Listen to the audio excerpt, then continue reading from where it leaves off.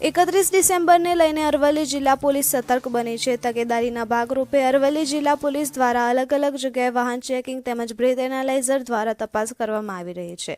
દારૂબંધીનો ચુસ્તપણે અમલ થાય તે માટે ગુજરાતમાં પ્રવેશતા તમામ રસ્તાઓ પર પોલીસ બંદોબસ્ત ગોઠવવામાં આવ્યો છે। મોડાસા શામળાજી હાઈવે પર પોલીસની ટીમ દ્વારા આવતા જતા વાહનોનું ચેકિંગ કરવામાં આવી રહ્યું છે। આ સાથે જ વાહન ચાલકો દારૂ ઢીંચીને તો નથી આવ્યા તે માટે બ્રેથ એનાલાઇઝરથી ચાલકોની તપાસ કરવામાં આવી રહી છે। કેટલાક લોકો દારૂ ઢીંચીને વાહન હંકારતા ઝડપાયા હતા, જેમની સામે પોલીસ કાર્યવાહી કરી હતી। આગામી દિવસોમાં પણ આવી જ કાર્યવાહી યથાવત રહેશે। આ અંગે અરવલ્લી જિલ્લા એસપી સંજય કુમાર કેસવાલાએ મીડિયા સામે વાતચીત કરી હતી।